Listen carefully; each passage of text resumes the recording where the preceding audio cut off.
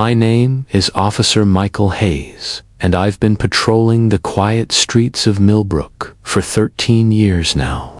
Nothing too dramatic for a town of 4,000 people nestled between rolling hills and farmland. But there's one case that still keeps me awake some nights.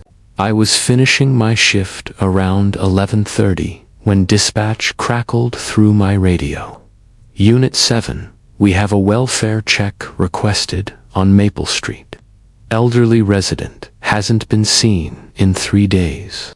I knew the address immediately. Mrs. Eleanor Whitman, 78 years old, lived alone in a blue Victorian house at the end of Maple. She was one of those neighbors everyone knew but rarely saw. Kept to herself mostly, but always waved from her porch when I drove by on patrol. The fog was so thick that night, I could barely see 10 feet ahead of my cruiser. My headlights seemed to get swallowed up by the gray mist, creating an eerie bubble of visibility around my car. The red and blue emergency lights painted the fog in ghostly colors as I made my way slowly down Maple Street.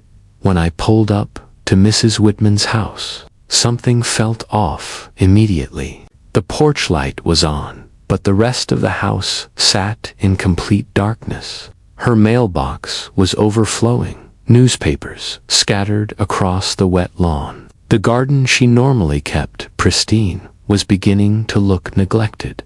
I stepped out of my patrol car and immediately felt the dampness of the fog seeping through my uniform. The silence was absolute, broken only by the distant drip of moisture falling from the oak trees lining the street. I walked up the front steps, each footfall echoing strangely in the thick air. I knocked on the front door and called out, "Mrs. Whitman, this is Officer Hayes with the police department. We're just checking to make sure you're okay." No answer. I tried again, knocking louder this time. Still nothing. I walked around the house, peering through windows where I could. The fog made it difficult to see inside, but what I could make out looked normal enough. Furniture in its usual places, no signs of disturbance.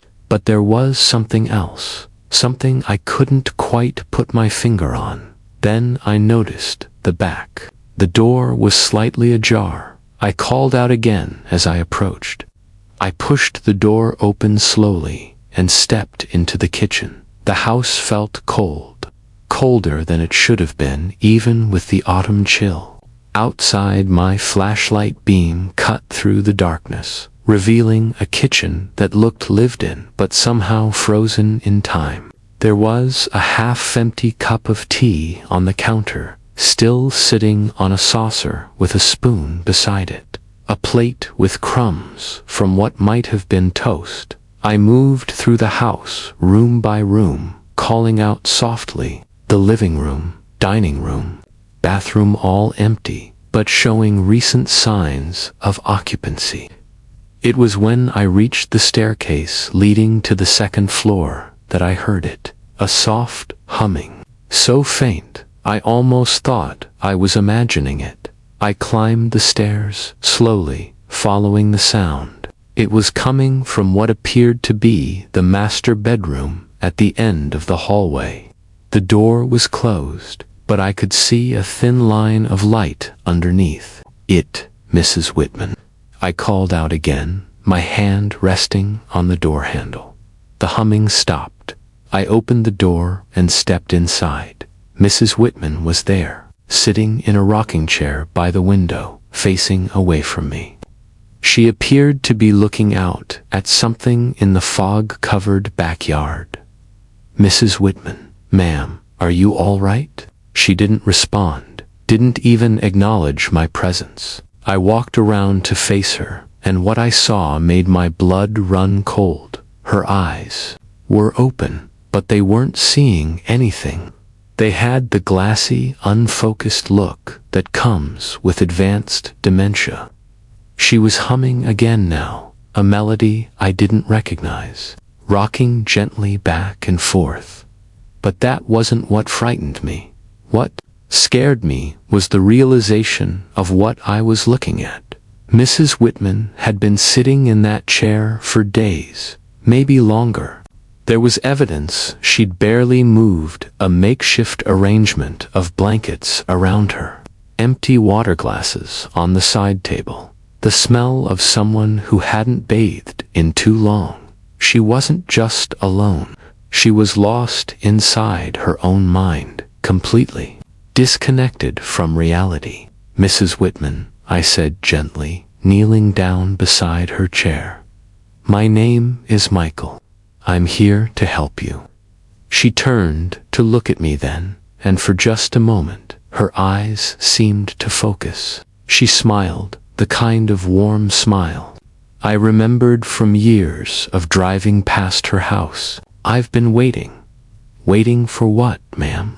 Those words hit me harder than any physical blow could have. Here was this woman, sitting in her own bedroom, in the house she'd probably lived in for decades, and she couldn't find her way home. I spent the next hour with her, waiting for the ambulance and social services to arrive. We talked, or rather, I listened, as she told me about her childhood, about her late husband, about children I wasn't sure existed. Sometimes she knew where she was. Sometimes she thought she was in her childhood home waiting for her mother. The fog began to lift as dawn approached, and with it came the difficult process of getting Mrs. Whitman the care she needed. She was moved to a memory care facility the following week, but she always seemed glad, for the company always had that same warm smile. Mrs. Whitman passed away 8 months later, or the empty house, or even finding her sitting alone in the dark. It's the realization of how many people might be out there, lost in their own minds, waiting for someone to help them find their way home. Since then, I've made it a point to check on our elderly residents more regularly, not just the official welfare checks, but stopping by to chat, making sure they're not just surviving, but actually living. That night taught me something important about my job. Sometimes being a small-town cop isn't about catching criminals or writing tickets. Sometimes it's about being the person who shows up when someone needs help finding their way home.